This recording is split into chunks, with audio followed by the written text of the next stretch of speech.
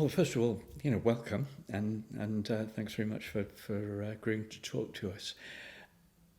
Can you tell me about the work that you've done through your career? Mm-hmm. Well, I did an engineering degree, and then basically I've spent all my working life in the electricity industry, starting off in what was then the Central Electricity Generating Board, and I worked in power stations initially, coal-fired, nuclear, both operation and commissioning, and I've also spent little bits of time on the wires, the transmission system. And I finally ended up in grid control. So that's the control rooms that look after the grid and match supply and demand. The last 20 years was a management role with two jobs, really. One was matching supply and demand, minute to minute, second to second. And the second role was managing the resilience of the grid system, which is basically making sure that we could cope with any credible fault on the grid. So is this sort of like the everyone putting their kettle on in their commercial? Yeah. Basically, it's keeping the lights on. I mean, very simplistically, that's what the job was, keeping the lights on. And yes, you'd have to match supply and demand second to second. So if you had a big football match or EastEnders, at the end of it, people would rush out and put the kettle on. You had to make sure in advance that you knew how many kettles were going on and be able to cope with it. Why is it important that we all should know a little bit about how our electricity is made and how it gets to us? I think we're moving from a situation in the past where probably you didn't have to think about it too much because it was always there on demand. You flick the switch and it came on, and it was at a stable price, probably quite a cost-effective price. But things are going to change in the future, and I think people need to have an input into what changes are proposed. Are you happy with the changes? For example, on price, are you going to, the prices will fluctuate quite dramatically in future. Are you aware of that? Okay. So why have our governments in Wales and in Westminster been so attached to the policy of building as many wind turbines as they can? I mean, basically, what they've been persuaded is it's a simple solution. It's current technology, and it will lead to cheap electricity, green electricity, and for the country to be more self-reliant. I mean, we can discuss whether all of those three things are true, but that's why they're pressing ahead with it. So, is it realistic then, doing that? Well, being an engineer, I'd say the first thing is you sort of map out a concept, roughly where you're heading, and then you do some calculations. Is it viable? Is it viable under all the possible circumstances that might come up? And then, having done all that and embarked on a plan, you monitor how the plan is performing. Right. Now, unfortunately, it seems to be based on faith rather than calculations. And are we monitoring progress? No, we're not, unfortunately. So we're just building? We're building on the basis that we need more wind and solar, and it's as simple as that. So we can never have enough. Just carry on building. But nobody's actually, it's not based on any sort of analysis at all. Wow, that's a bit shocking, isn't it? Yeah, I think it's what worries me the most. Why has nobody else spotted this? Particularly the monitoring, how are we doing? And you won't see any reports on progress, how we're doing. You'll see reports on, the number of wind turbines is increasing dramatically. You'll see reports on that, but you won't see anything on how CO2 emissions doing. are we continuing to reduce them? Nothing. Right. And who's paying for these wind turbines? Well, ultimately we are. I don't really want to sort of focus on the money side of things. It's not my forte. But the subsidies, they're getting built because the subsidies are enormous. And who's paying the subsidies? Oh, the government. Oh, no, it's us. So all of these wind turbines and solar farms being built suggests that we need more and more energy. How much more energy do we need to be produced? Well, I mean, being a sort of mathematical mind and engineering mind, you can do some fairly simple calculations. And if you assume that heat pumps take off, so we electrify heating, and we electrify transport, so electric cars rather than fossil fuel cars, electricity demand will approximately double. The problems about this, and it might be the wrong place to be asking it, about the terms energy and power. I've realised over the years it's a difficult concept to get across. People don't seem to fully understand it. But actually it's at the crux of why the current policy is not correct. I use a simple analogy, and that's a cup of tea analogy. And say you want a cup of tea every day made with electricity from, say, wind power. So electric kettle. Electric kettle that's powered by a wind turbine somewhere. So 1 cup of tea a day, so that's 365 cups a year. Now, wind will almost certainly give you 365 cups a year, which is like the energy side of things. Unfortunately, and this is like the power side of things, on some days it will give you no cups of tea, and on other days, 5 cups. This is when the wind's blowing and the wind isn't blowing. Yeah. Okay. So the government policy is effectively recognising that and saying, right, we can overcome that by several methods. Trading, i.e. you get your daily cup from somebody that's had 2 cups, you can give you 1 cup, so there's trading. Yeah. There's demand flexibility, which is basically you change your habits. So you just get used to having no cups on one day and 5 cups on another day. There's backup, and you hear backup in all the sort of policy things. So you have say a gas stove in your house. So when the wind's not blowing, you make your tea using the gas. Right. Using the gas. Yeah. There's storage. So This is batteries. batteries or pump storage or whatever. Okay.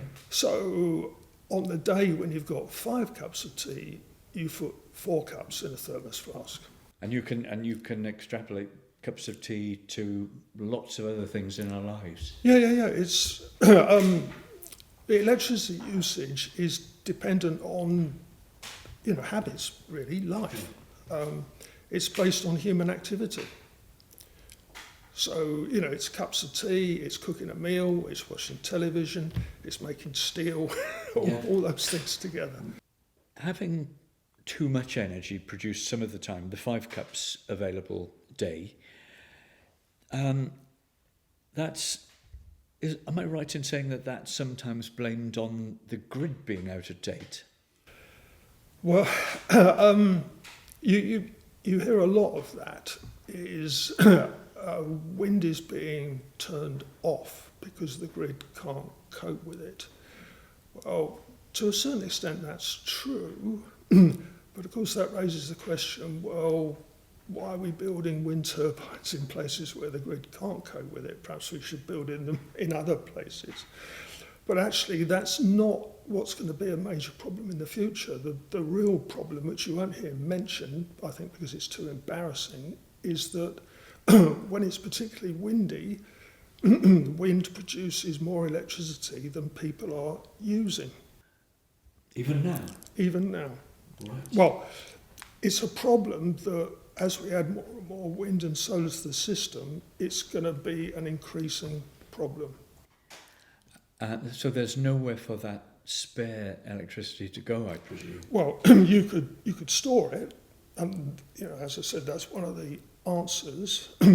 But do some calculations into how much storage you need and how much that's going to cost. You can. There's demand flexibility, as I said, so you can get people to put all their washing machines on and all the rest of it. Some of the companies that sell electricity, I hear that they're asking people to you give them a sort of incentive to do the washing at night, give 2 hours free electricity a day. Which is fine. You've got to do all sorts of things like that. But it's the scale of it that people aren't taking into account. For example, to match supply and demand at all times, you've got to actually find a way of making a winter evening demand the same as a summer night demand. Now, that is just not within the realms of possibility. Would you be talking about having to have kind of loads and loads and loads of batteries or loads and loads of storage? Well, bring it down to a domestic level. A lot of people have got, not wind turbines, but they've got solar panels. They say, or they think, they're self-sufficient. But to actually be totally not rely on the grid at all, you would need about 50 to go right through summer and winter, all the weather conditions. A few very simple calculations show you'd need about 15 electric car size batteries. Right. Now, you can then scale that up for the whole country. If it was possible to actually manufacture all those batteries and accept all the environmental problems that might cause, but it's the cost of it.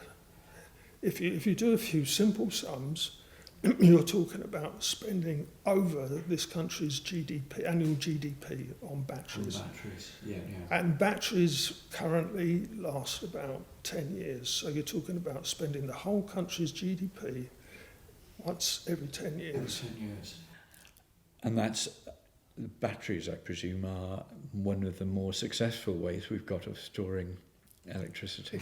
The best way is actually pump storage, where you use electricity to pump water to the top of a hill, and then when you've got plenty of it, and then when you're short of it, you let it come down the hill to generate electricity. That's fantastic, but you need the geography to do that, so there's only a very limited number of sites where you can do that. And there's only 2 or 3 in this country currently. The biggest one is within Wales, Dinorwig in North. Oh, Electric Mountain. Yeah. A fantastic piece of kit. Yeah. Absolutely. Wish fantastic. we had 100 of them. Yeah. Well, I think we need something like 1,000 actually. Oh, okay. Yeah. It's just not credible. Spain and Portugal had a massive blackout not long ago. What happened? This is where I'm struggling not to get too technical. What happened was actually exceedingly complicated. Right. Why they got into that problem is there's various technical qualities that the grid needs that wind and solar do not provide. Right. And they had too much wind and solar on, and not enough of these extra technical qualities. So might the UK experience something like happened in Spain and Portugal? Yeah, it's perfectly possible. I think unless we take positive measures, that's becoming more and more likely. There was an incident on the 23rd of June this year which really, really worried me. Rather than all this pre-planning and defensive measures so the grid could withstand any credible fault, that's what the job was, that's what my job was. We were relying on luck. Oh, okay. Which, if you're a bit of a gambler, that's quite fun, probably. But it would not have been fun in the control room. You were talking about the gambling. If the gambling fails, a blackout is not just inconvenient, it's dangerous. Well, yeah, at best, you'd have blackouts over areas of the country. At worst, and this is what happened in Spain, you would shut the whole thing down. Right. And getting it up and running again is not easy. Spain got it back basically in 24 hours, which was an incredible achievement. I think France helped them out quite a bit. And they've got a lot more hydro than we've got, which helped them out. I don't think we'd perform so well in this country if we had a total blackout. And of course, as the years go by, we're more and more reliant on electricity. Can we go through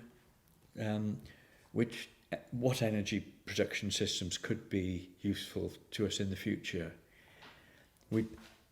Obviously, we don't have any coal-fired power stations anymore, but we have most of the other types.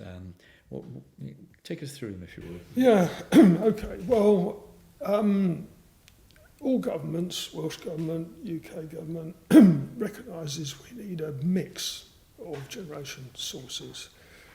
They say that, but what are they actually doing in building or developing the other sources? And it's a bit more complicated than a mix. It's like you could say a cake is a mix of ingredients. Well, actually, it's a precisely calculated mix of ingredients.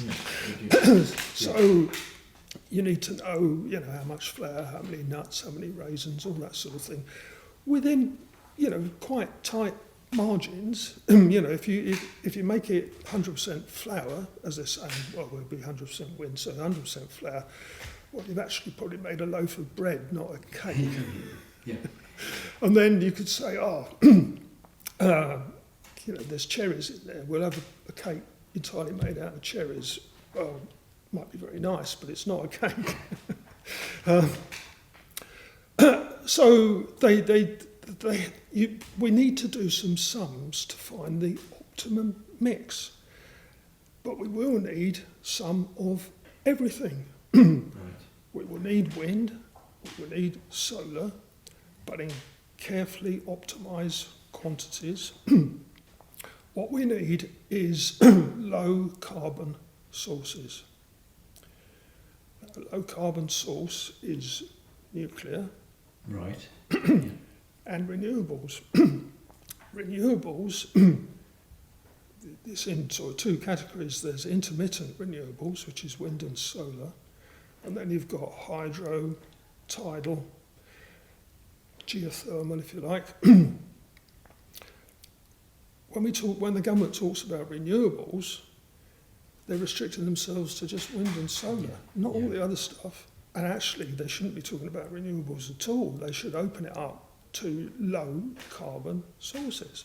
Right. And we need a calculated mix of all of those. So, why is the Welsh Government not putting effort into tidal, for example? The Swansea barrage, which has been rejected several times on the basis basically that wind and solar will do the job, so we don't need it. Do your sums again. There's a Severn barrage. None of these things are new, actually. I was quite surprised to find the other day that the Severn barrage has been under discussion since, I think, 1910. Right, okay. Rapid progress is not being made on that. In Wales, hydro. I mean, normally, not currently, but normally Wales is awash with water. Mm-hmm. We should be investigating hydro schemes all over the place.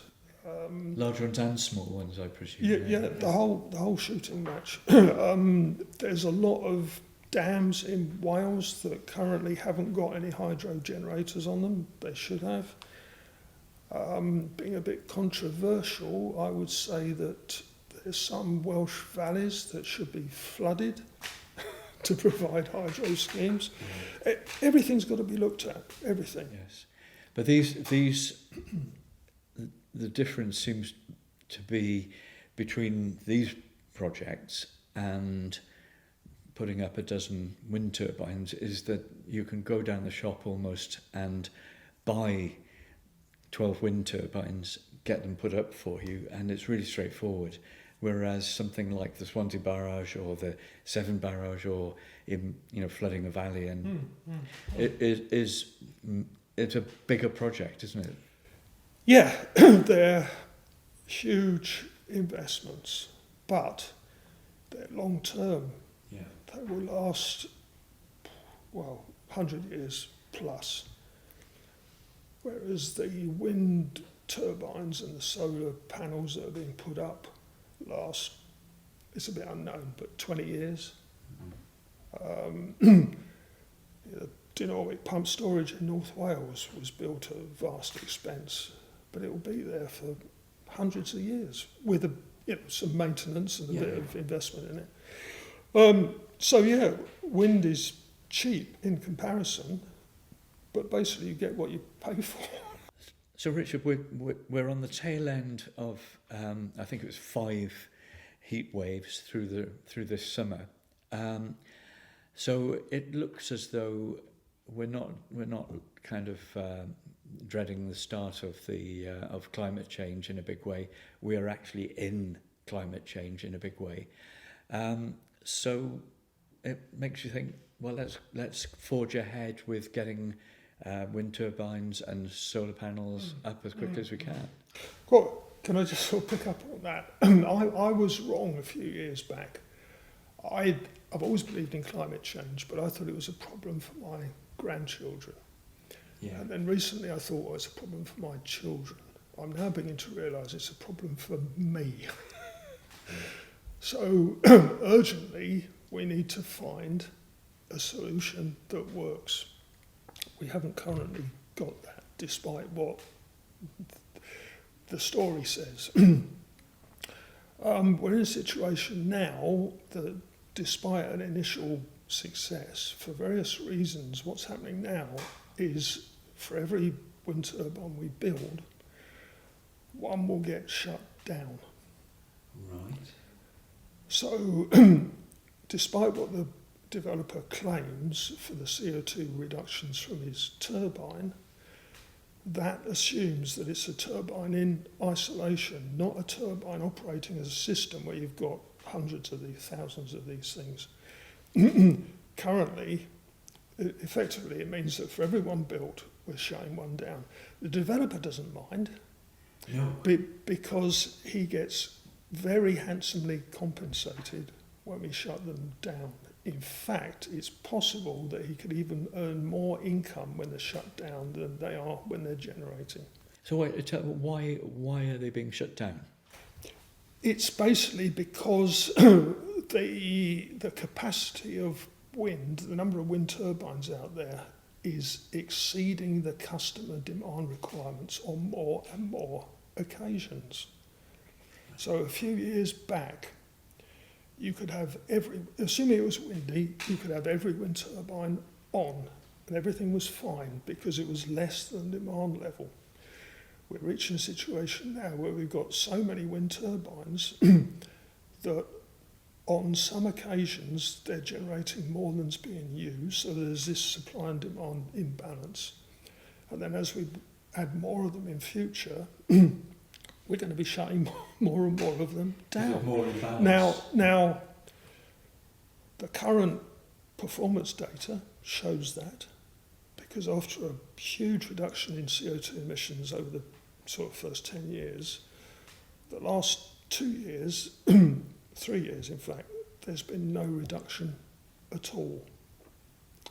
Right. Now, people come up with all sorts of weird excuses as to why that's happened.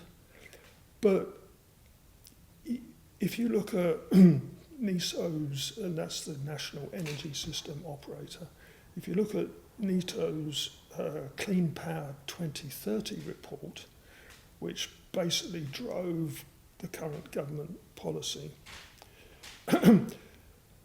they show a huge increase in wind turbine capacity for 2030 and a minimal reduction in CO2 emissions. Demand is rising, so will these switched off turbines be switched back on again?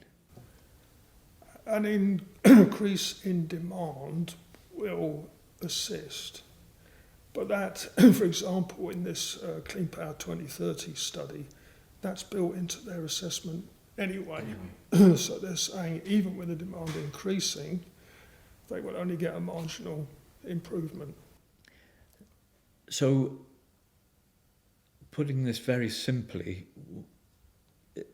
am I right in saying that the wind turbine was thought of as this is a good thing, let's have as many of them as we possibly can, and no one's really thought about what that might mean?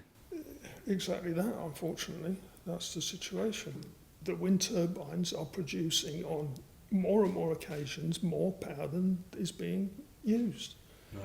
Yes. Which raises another sort of bizarre economic issue, is what other manufacturer gets paid for a product that people don't want? What are the solutions to this? Somebody needs to calculate an optimal mix of all the sources. It doesn't exclude wind and solar. Wind and solar is correct in the right proportions. Somebody needs to do that, and they're not doing that. For example, if we can get more nuclear power stations built, will they help the situation? Yeah, with current technology, nuclear forms the basis of a future policy, topped up with as much of these other things as we can get. If you look around the world, if you look at countries that have got low emissions, there are basically countries that either have got substantial amounts of nuclear, substantial amounts of hydro, or both. Well, as you've so brilliantly explained, Richard, it's complex and it really needs to be having proper thought being given to it, rather than just going out and buying one or other of the... I keep my eyes open always for somebody giving deep thought, and I've come across nothing so far, nothing so far at all. I find it deeply concerning. I really do. Yeah. No, well, that's great. Thank you very much. It explained so many things really clearly, and I hope that you all understand where we are with this. And one thing that's absolutely clear about it is where we are in Wales at the moment is we don't need any more wind turbines. Thank you.